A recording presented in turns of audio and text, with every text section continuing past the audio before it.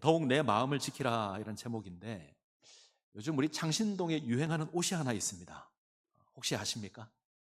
그 화면을 보여주시면 저 옷이 유행을 합니다. 마르디라고. 제 눈에는 이 마르디가 창신제일교회 단체 티가 아닌가 이 생각도 합니다. 어느 날 갑자기 등장을 했는데 모든 사람이 다 가지고 있는 것 같아요. 처음에는 한 가지 색깔이었는데 하얀색에 분홍색 무늬 있는 그런 거였는데 지금은 뭐 색깔도 아주 다양하게 있습니다. 새 소식이 있습니다. 가을 옷도 출시된답니다. 예. 잠시 상상을 한번 해봤습니다. 우리가 주일 예배 참석을 했는데 모든 사람이 마르디 옷을 입고 있습니다. 그것도 핑크색으로. 근데 나 혼자 흰색 테를 입고 왔어요. 그러면 홀 나왔습니다. 어떤 느낌이 들까? 모두 핑크색 마르디인데 나 혼자 흰색 티면 예쁠까요? 좀 민망하지 않을까요? 흰색 입고 온 나는 뭔가 불편하지 않을까요? 속으로 그런 생각을 할 겁니다. 오늘 핑크색 마르디를 입고 오라고 광고를 했나? 이 생각도 들 수 있고 오늘 내가 잘못 걸렸다 이 생각을 할 수도 있을 겁니다. 아무도 뭐라고 그러지 않는데 마치 누군가 나를 향해서 왜 너만 흰색이야 이렇게 물을 수 있을 것 같습니다. 왜 그럴까? 달라서 그렇습니다. 남들은 다 같은데 나만 다르면 뭔가 불편합니다. 우리에게는 이런 마음이 있습니다. 유행이라는 게 있죠. 남자는 사실 유행이 크지 않습니다. 남자의 유행은 이 넥타이가 두꺼운가 얇은가, 양복의 단추가 이게 2개인가 3개인가 뭐 이게 차이죠. 그래서 자세히 보지 않으면 잘 모릅니다. 제가 지금 입고 있는 이 양복이 14년 됐는데 요즘 양복이랑 차이가 없잖아요. 남자 옷은 그렇습니다. 그런데 여자는 아닙니다. 여자분들은 공주 치마가 유행하면 공주 치마 입어야 돼요. 머리는 파마가 유행이라 그러면 파마 해야 됩니다. 유행을 따라가지 못하면 뭔가 나는 뒤처진 것 같고 뭔가 나에게 문제가 있는 것 같습니다. 우리가 그런 것 같아요. 요즘 다시 코로나가 유행을 하고 있는데 많은 사람들이 마스크를 씁니다. 제가 병원에 갔더니 다 쓰고 있습니다. 처음 코로나가 시작되었을 때 마스크 대란이었죠. 마스크 하나를 저는 일주일 이상 썼던 기억도 있습니다. 줄을 서서 마스크를 구하기도 했고 요일을 정해놓고 마스크를 구했던 기억도 있습니다. 그 정도로 우리는 마스크에 진심이었습니다. 다 썼습니다. 그런데 서양 사람들은 잘 안 씁니다. 마스크를 철저히 쓰는 우리나라 모습이 외국에 기사화되기도 했습니다. 저 사람들은 왜 저렇게 쓰나 이런 거죠.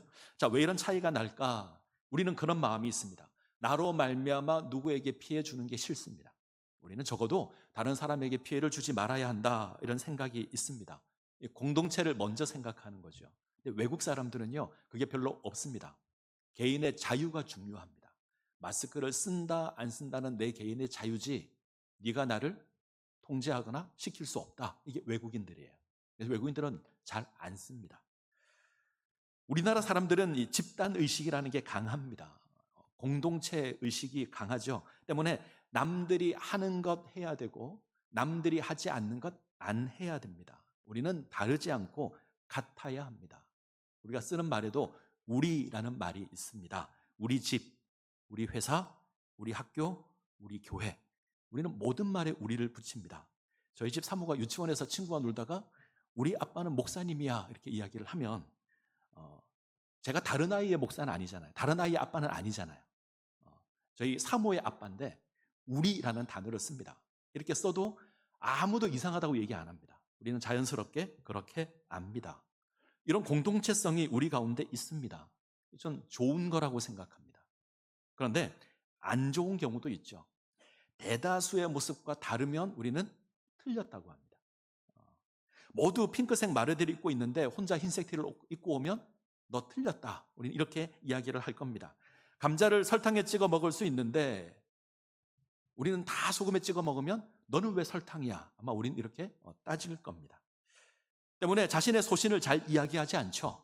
자기 주장도 이야기 잘 안 합니다. 웬만하면 남들 하는 대로, 웬만하면 남들 좋아하는 대로 그렇게 맞추며 사는데 이것이 가끔 아무런 생각 없이 살게 되기도 합니다.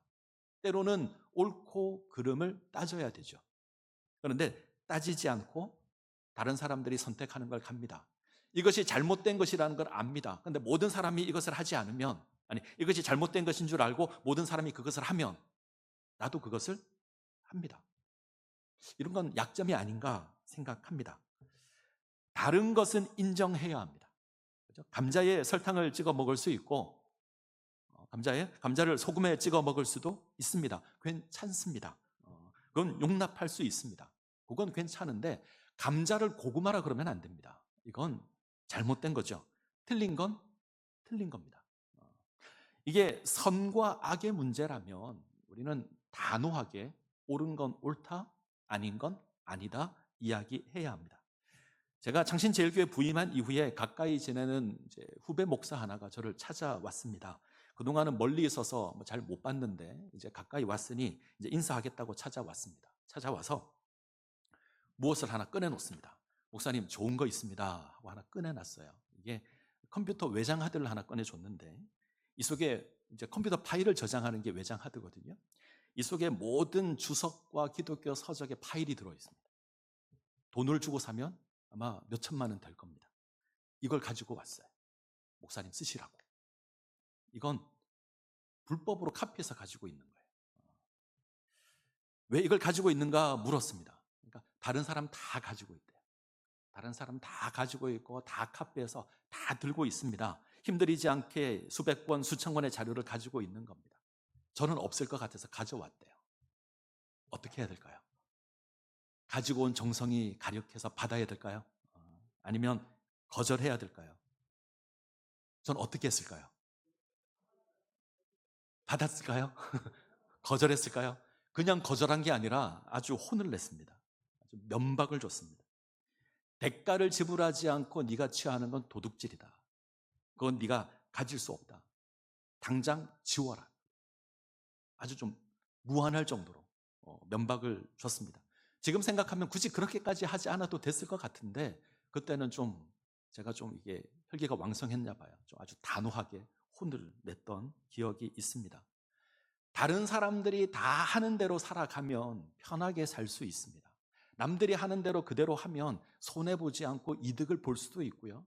그렇게 한다고 해서 누가 뭐라고 하지 않을 겁니다. 그러나 그것이 불법이라면, 그것이 죄라면 하지 않아야 합니다. 그게 옳은 겁니다. 우리가 이 세상을 살아갈 때 믿지 않는 사람들과 함께 살아갑니다. 언제나 안 믿는 사람이 다수고 믿는 사람이 소수입니다. 때문에 하나님의 백성으로 사는 게 어렵습니다. 하나님의 백성으로 정직하고 성실하게 살아가면 뭔가 손해를 보게 되고 뭔가 내가 빼앗기는 것 같고 뭔가 불공평하게 보입니다. 그래서 예수 믿는 게 좀 어렵습니다. 반대로 다른 사람들이 사는 대로 살아가면 쉽습니다. 다른 사람들이 행동하는 대로 하고 다른 사람들이 소망하는 대로 소망하면 다른 사람들이 좋아하는 것 좋아하면 아마 우리는 손해보지 않고 그럭저럭 잘 살 수 있을 겁니다. 근데 우리는 그렇게 살아가면 안 됩니다. 삶의 기준이 다릅니다. 잠언의 표현을 그대로 빌리면 우리는 지혜를 가지고 있는데 우리는 하늘의 지혜를 가지고 있습니다. 그래서 땅의 지혜를 가지고 있는 세상 사람들과 다르게 살아야 합니다. 우리는 하늘의 지혜를 가졌고 저들은 땅의 지혜를 가졌습니다. 살아가는 삶의 기준이 다릅니다. 땅의 지혜는 많이 가져야 행복하다. 내가 다른 사람보다 높아져야 내가 유리하다. 이것을 가르치는 것이 땅의 지혜입니다. 그래서 많이 가지는 것이 진리입니다. 어떻게 해서든 많이 가지려고 합니다. 할 수 있다면 속여서라도 빼앗아서라도 많이 가지려고 합니다. 그래서 적당히 타협하고 적당히 이익을 취합니다. 이게 세상 지혜입니다. 한 연구기관에서 청소년들을 대상으로 조사를 했습니다. 자, 여러분들도 한번 생각해 보시죠. 내게 현금 10억이 생긴다면 내가 1년 정도는 죄를 짓고 감옥에 갈 수 있다. 내가 죄를 짓고 1년 동안 감옥에 가는데 현금 10억을 준다 그러면 할 수 있다. 이런 질문을 했습니다. 어떻게 하시겠습니까? 현금 10억인데 10억에는 안 움직여요. 이런. 초등학생은 한 17%, 중학생은 한 40%, 고등학생은 56% 갈 수 있다. 나는 10억 준다면 나는 죄를 짓고 감옥에 갈 수 있다. 초등학생은 돈에 대한 개념이 잘 없어서 그렇다 치죠. 이걸 이제 알만한 중학생이나 고등학생이 되면 할 수 있다. 이걸 정기적으로 조사를 하는데 점점 더 늘어납니다. 조사를 할 때마다 수치가 높아집니다. 내가 돈을 위해서라면 내가 죄를 짓고 감옥에 갈 수 있다. 나의 이익을 위해서라면 내가 다른 사람에게 피해를 끼치고 그 이익을 취할 수 있다. 이렇게 생각합니다. 우리가 이런 세상을 삽니다. 하늘의 지혜는 이렇게 말합니다. 잠언에 있는 내용인데 약간 각색했는데, 성실하게 살아서 가난한 것이 더럽게 돈을 모으는 것보다 낫다. 성실하게 살아서 가난한 것이 더럽게 돈을 모으는 것보다 좋다. 성실이라는 가치가 정직하지 못한 많은 이익보다 좋다는 겁니다. 낫다는 겁니다. 그래서 정직하고 성실하게 살아야 합니다. 이것이 하늘의 지혜인데, 세상 사람들은 이런 모습을 지니면 어리석다고 하죠. 미련하다고 합니다. 돈을 쉽게 벌 수 있으면 쉽게 버는 것이 지혜라고 합니다. 정직한 것을 미련하다고 합니다. 분명 땅의 지혜와 하늘의 지혜는 다릅니다. 하늘의 지혜는 하나님을 알고 하나님을 섬기고 하나님의 뜻을 행하는 것이 하늘의 지혜입니다. 하나님께서 살아 계시다는 것을 압니다. 그래서 이 땅에서 다르게 삽니다. 정직하게 살고 성실하게 삽니다. 이것이 우리에게는 이상한 것이 아니라 정상입니다. 자, 오늘 말씀드리는 건 우리가 지니는 이 하늘의 지혜가 땅의 지혜와 달라서 이 땅에서 부끄럽게 살 수는 있지만, 이 땅에서 불편하게 살 수 있지만 부끄러워하지 말아야 한다는 겁니다. 우리가 이 땅에서 손해볼 수 있지만 민망하지 말아야 합니다. 모든 사람이 핑크색 마르디를 입고 있어도, 나는 흰색을 입고 있어도 당당하셔야 합니다. 우리가 하늘의 지혜가 있어서 그렇습니다. 자, 잠언을 볼까요? 잠언은 이 세상을 살아가는 데 있어서 필요한 삶의 지혜를 이야기합니다. 특별히 인생의 성공이 사람의 지혜에 있는 것이 아니라 하나님의 지혜에 있다. 이것을 이제 스승이 제자에게 가르치는 양식으로 합니다. 잠언을 계속 보시면 이런 말이 나옵니다. 아들아, 내 말을 들어라. 자, 5장 1절 한번 볼까요? 5장 1절, 내 아들아, 내 지혜에 주의하며 내 명철에 내 귀를 기울여서 나오죠. 4장 1절을 보셔도 아들들아, 아비의 훈계를 들으며 명철없게 주의하라. 아들아, 내 말을 들어라 계속 나옵니다. 아버지가 아들에게 이르는 고백일 수 있죠. 맞을 겁니다. 그런데 보통은 스승이 제자에게 이르는 고백으로 이야기를 합니다. 분명한 건 인생의 선배 지혜자가 자신이 경험한 것을 일러주는 겁니다. 내가 인생을 살아보니 이것이 맞더라. 네가 살아가야 될 인생을 내가 먼저 살아봤잖아. 살아가 보니 이게 맞더라. 이것을 가르치는 겁니다. 내가 일러준 이 말을 잘 기억하고 그대로 행해 살아가라. 이것이 지혜다. 이 교훈을 한마디로 정리하면 지혜를 가지라는 겁니다. 하늘의 지혜를 가지라는 겁니다. 하나님이 살아 계시다는 것 알고 그 하나님 앞에서 살아가라는 겁니다. 하나님의 뜻을 행하는 삶을 사는 겁니다. 그러면 이 땅에서 온전하게 세워질 겁니다. 이걸 반복합니다. 자, 4장만 한번 볼까요? 4장 5절, 지혜를 얻으며 명철을 얻으라. 6절, 지혜를 버리지 말라. 7절, 지혜가 제일이니 지혜를 얻으라. 8절, 지혜를 높이라. 한마디로 지혜를 얻고 지혜를 지키라는 거죠. 자, 6절만 한번 볼까요? 6절 같이 읽습니다. 지혜를 버리지 말라. 그가 너를 보호하리라. 그를 사랑하라. 그가 너를 지키리라. 우리가 지혜를 지니면 그 지혜가 우리를 보호할 겁니다. 우리를 지킬 겁니다. 하늘의 지혜가 우리를 붙들 것이고요, 우리를 온전한 존재로 세울 겁니다. 그리고 이 하늘의 지혜를 가진 의인과 땅의 지혜를 가진 악인을 비교하는데, 자, 18절 19절 같이 읽습니다. 의인의 길은 돋는 햇살 같아서 크게 빛나 한낮에 광명에 이르거니와 악인의 길은 어둠 같아서 그가 걸려 넘어져도 그것이 무엇인지 깨닫지 못하느니라. 의인은 돋는 햇살 같아서 크게 빛날 겁니다. 이 어둠 가득한 땅을 살아갈 때에 환하게 빛날 겁니다. 근데 악인은 어둠과 같아서 넘어질 겁니다. 어두워서 지가 뭐에 걸려 넘어지는지도 모를 겁니다. 그래서 우리는 하늘의 지혜를 가진 의인으로 살아야 합니다. 자, 오늘 우리가 대하는 본문은 이 지혜를 지키라라는 교훈인데 훨씬 더 강하죠. 자, 23절 우리가 잘 아는 말씀입니다. 같이 읽습니다. 모든 지킬 만한 것 중에 더욱 내 마음을 지키라. 생명의 근원이 이에서 남이니라. 우리가 잘 압니다. 모든 지킬 만한 것 중에 더욱 마음을 지켜야 합니다. 이때 마음은 하늘의 지혜를 가지고 있는 마음이에요. 하늘의 지혜를 가지고 있는 이 마음을 지켜야 합니다. 하나님의 지혜가 심겨진 그 마음을 지켜야 합니다. 생명의 근원이 여기에 있습니다. 하나님의 지혜가, 하늘의 지혜가 우리 마음에 심겼습니다. 우리가 하나님을 압니다. 이 마음을 지켜야 합니다. 그 무엇이 와서 허물지 못하도록 이 마음을 지켜야 합니다.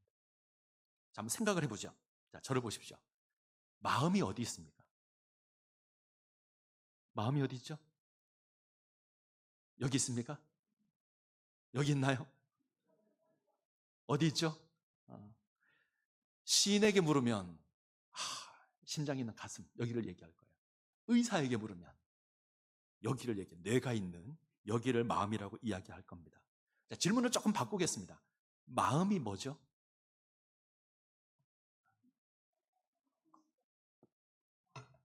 마음이 뭐죠?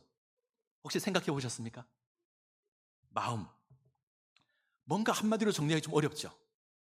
우리가 마음을 이렇게 했습니다. 내 마음에 든다. 내가 마음을 먹었다. 뭘 하기로 마음을 먹었다. 내 마음에 새긴다.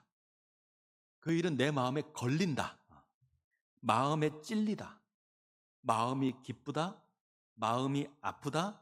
마음이 바르다. 마음이 착하다. 마음을 다하다. 수많은 표현으로 사용하는데 그때마다 뜻이 다 다릅니다.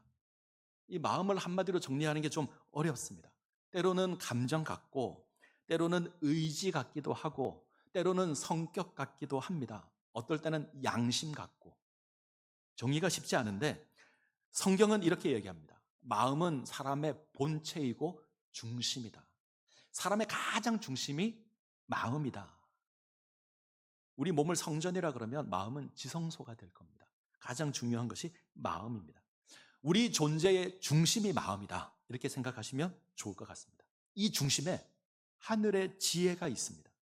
하나님을 알고 하나님을 섬기며 하나님의 뜻을 행하는 그 지혜가 우리 삶 중심에 있습니다. 이거 지키셔야 합니다.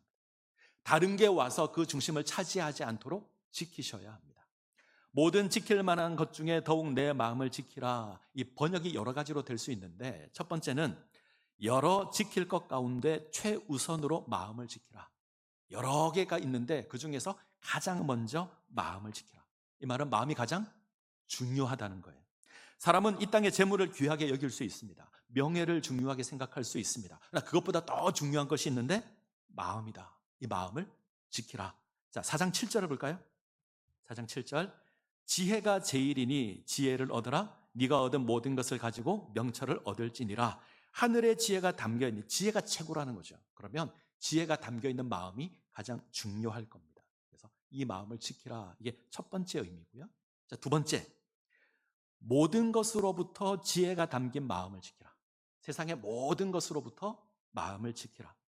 우리 주변에는 우리 마음의 중심을 차지하기 위한 것들이 많이 있습니다. 육신의 정욕, 안목의 정욕, 이생의 자랑, 우리 마음의 중심을 차지하려고 끊임없이 우리를 유혹할 겁니다.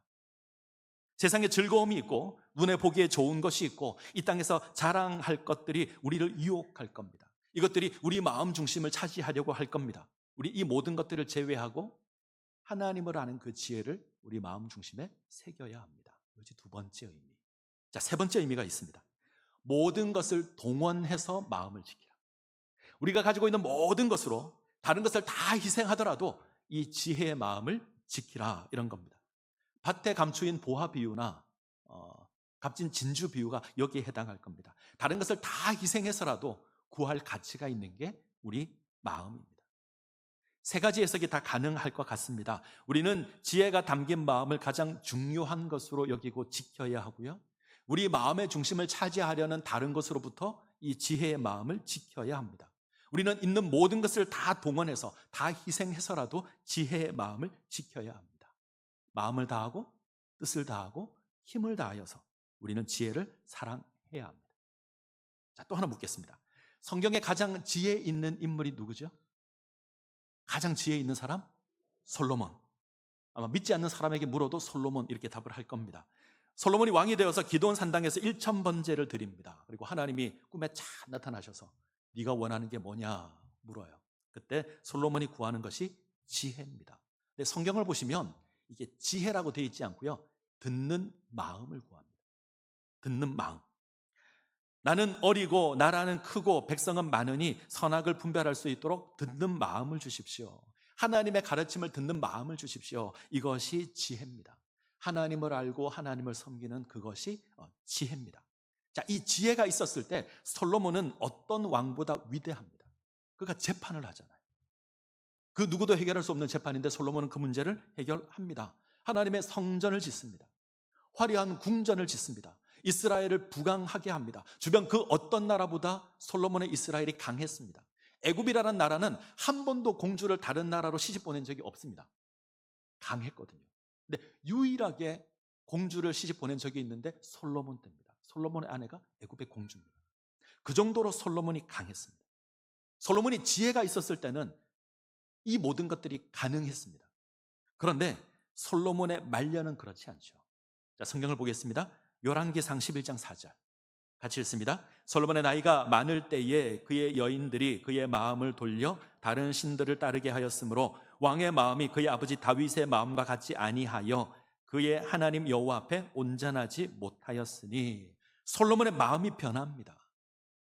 듣는 마음이 있었는데 하나님의 말씀을 듣지 않습니다. 이방 여인의 소리를 듣습니다. 이방 여인들이 마음을 바꿉니다. 700명의 후궁이 있고 300명의 첩이 있습니다. 이들이 솔로몬의 마음을 바꿉니다. 그 결과가 이스라엘이 무너집니다. 북이스라엘, 남유다 갈라집니다. 듣는 마음을 지켰을 때는 이스라엘을 세우지만 이 마음을 잃어버리면 이스라엘이 무너집니다. 우리 가운데 그 누구도 말년의 솔로몬을 보고 지혜롭다고 얘기 안 합니다. 그죠? 말년의 솔로몬은 타락한 사람입니다. 자, 기억하셔야 합니다. 변할 수 있습니다. 우리의 마음이 변할 수 있습니다. 하나님의 지혜가 담겨있는 이 마음이 변할 수 있습니다. 그래서 지키셔야 합니다. 그 무엇보다 중요하게 지켜야 하고 모든 것으로부터 지켜야 하고 모든 것을 다 희생해서라도 이 마음만큼은 지켜야 합니다. 자, 이 마음을 지키는 방법이 24절 이하에 나옵니다. 자, 먼저 24절을 볼까요? 자, 같이 읽습니다. 구부러진 말을 내 입에서 버리며 삐뚤어진 말을 내 입술에서 멀리하라. 먼저 입을 지켜야 합니다. 입에서 고백하는 것이 우리 삶을 흔들 수 있습니다. 입은 우리 마음에 있는 것이 가장 빨리 가장 쉽게 드러나는 것이 입입니다. 우리는 입을 지키기 위해서, 우리 마음을 지키기 위해서 우리는 구부러진 말을 버려야 되고요, 삐뚤어진 말을 버려야 합니다. 구부러진 말은 거짓말입니다. 진리를 왜곡하는 거짓말을 버려야 합니다. 삐뚤어진 말은요, 다른 사람에게 피해를 끼치는, 다른 사람을 해롭게 하는 말입니다. 자, 이건 땅의 지혜를 가진 사람들이 잘하는 거죠. 거짓말을 하고 헐뜯고 비난하고 땅의 지혜를 가진 사람들이 잘하는 겁니다. 내게 이익이 되면 거짓말합니다. 내가 좀 더 나은 위치에 서기 위해서 헐뜯습니다. 이건 세상 사람들이 하는 겁니다. 진리를 왜곡하고 다른 사람을 비난하고 이것으로 나를 옳다고 이야기합니다. 이거 피하셔야 합니다. 우리 입을 거룩하게 지켜야 합니다. 그래야 우리 마음을 지킬 겁니다. 자, 두 번째 25절 볼까요? 같이 읽습니다. 내 눈은 바로 보며 내 눈꺼풀은 내 앞을 곱게 살펴. 다음은 눈입니다. 우리 눈은 똑바로 보아야 합니다. 똑바로 본다, 이 말은 뜻을 하나에 두고 곁눈질하지 않는 겁니다. 눈꺼풀을 내 앞에 곱게 살펴라, 이 말은 눈꺼풀이 돌아가지 않게 하라, 이런 말이에요. 앞만 똑바로 보라는 겁니다. 사진을 하나 볼까요?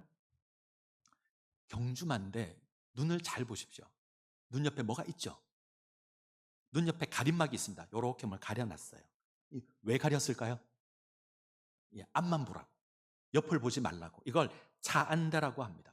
이 경주마는 뒤에서 말이 쫓아오는 것, 옆에서 말이 뛰는 것, 이거 보지 않고 앞만 보고 달리라, 이런 의미에서 이걸 착용을 합니다. 조금 정신이 산만하거나 쉽게 흥분하는 말들은 반드시 채웁니다. 그러지 않으면 뒤에서 뭐가 쫓아오고 옆에서 뭐가 달려가면 제대로 달리지 못합니다. 자, 우리도 필요합니다. 우리는 하늘을 보고 달려야 합니다. 이 땅의 것이 끊임없이 우리를 유혹할 겁니다. 이 땅의 것이 끊임없이 우리를 흔들 겁니다. 육신의 즐거움이 우리를 유혹하고 안목의 정욕이 우리를 흔들고 이생의 자랑이 손짓을 할 겁니다. 이것에 흔들리지 않고 하늘을 바라보아야 합니다. 하늘만 바라보고 걸으면, 땅을 보지 않고 하늘만 쳐다보고 걸으면 기우뚱할 수 있고요, 자빠질 수도 있습니다. 다른 사람들이 그 모습을 보고 웃을 수도 있습니다. 그러나 하늘을 보고 걸으면 그 길이 생명입니다.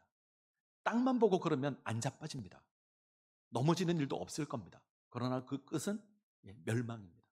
우리는 다소 이 땅에서 기우뚱하고 때로는 흔들리는 삶을 살지라도 하늘을 보고 살아야 합니다. 하늘을 똑바로 쳐다보고 걸어야 합니다. 그때 지혜를 지킬 수 있습니다.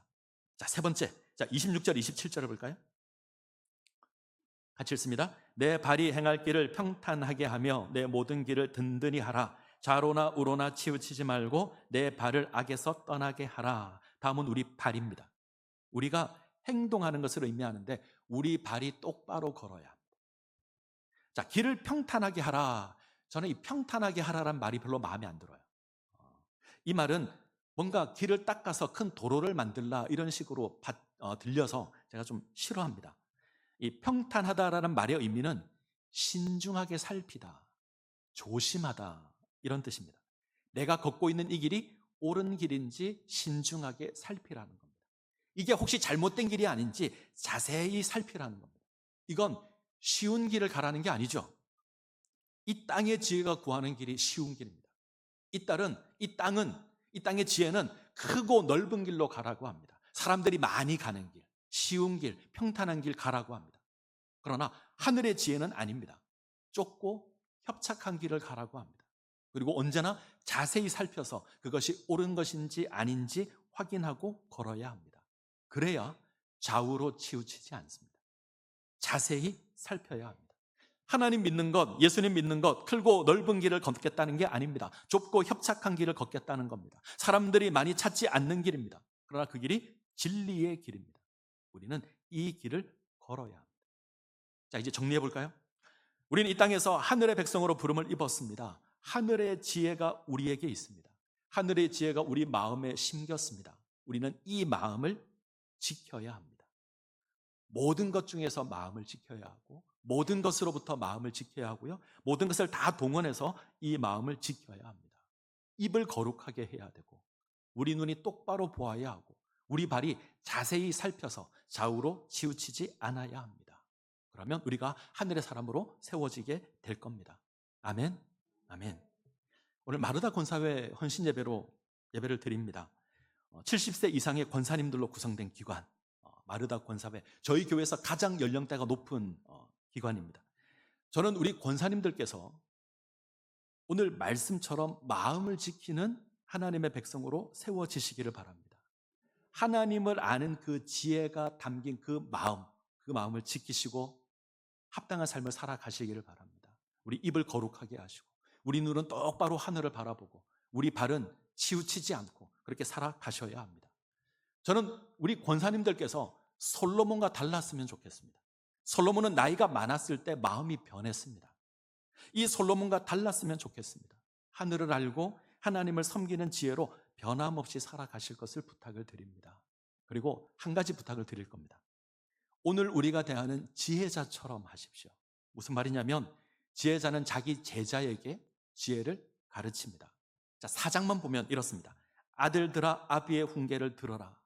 내 아들아 들으라 내 말을 받으라. 내 아들아 내 말에 주의하며 내가 말하는 것에 네 귀를 기울이라. 지혜자는 계속 이야기하는 게 자신의 교훈을 들어라는 겁니다. 하늘의 지혜를 지니라는 겁니다. 하늘의 지혜의 귀를 기울이고 거기서 거기서 흔들리지 말라는 겁니다. 이것을 끊임없이 가르칩니다. 저는 마르다 권사회 권사님들께서 해야 될 가장 중요한 일이 이거라고 생각합니다. 우리 후배들에게, 우리 후손들에게, 자녀들에게, 손주들에게 이 지혜를 가르치셔야 합니다. 인생의 후배들에게 이거 가르치셔야 합니다. 내가 인생을 살아봤다. 내가 인생 살아보니 이것이 가장 귀하더라. 하나님을 섬기는 것이 가장 귀하더라. 하나님을 섬기는 그 신앙이 가장 귀하더라. 그거 지켜라. 이 교훈을 우리 권사님들께서 하셔야 합니다. 하늘의 지혜, 하나님을 아는 지혜, 이 지혜를 너희 마음에 새기고 그 지혜를 지키고 그 지혜에 합당한 삶을 살아라. 이거 가르치셔야 돼요. 우리 후손들에게, 우리 교회 후배들에게. 내가 인생을 살아봤더니 이것이 가장 귀하더라. 너희도 이 길을 걸었으면 좋겠다. 이거 가르쳐 주십시오. 그러면 우리 후배들이 그 교훈을 잘 듣고 하늘의 백성으로 세워지게 될 겁니다. 다른 무엇보다 하나님을 아는 지혜가 중요합니다. 그러니 이 지혜를 너의 마음에 담으라. 너의 입에 그릇된 것 담지 말고, 너의 눈은 세상의 것 보지 말고, 너는 길을 조심해서 좌우로 치우치지 말고 오직 하나님만 섬기는 삶을 살아라. 이 교훈을 가르쳐 주십시오. 우리 자녀들에게, 우리 후손들에게, 우리 교회 후배들에게 가르쳐 주시면 모두가 온전한 모습 가운데 세워지게 될 겁니다. 자, 말씀을 맺겠습니다. 이것이 마르다 권사회의 사명입니다. 우리 자녀들, 우리 손주들, 교회 후배들에게 너희가 하늘의 지혜를 지켰으면 좋겠다. 하나님을 알고 하나님을 섬기고 그의 뜻을 행했으면 좋겠다. 이거 가르치는 일을 해 주십시오. 이 소망을 붙드시고 놓지 않기를 바랍니다. 그러면 멋진 신앙의 어른으로 세워지게 될 겁니다. 이 은혜를 누리시기를 간절히 소원합니다. 기도하시겠습니다.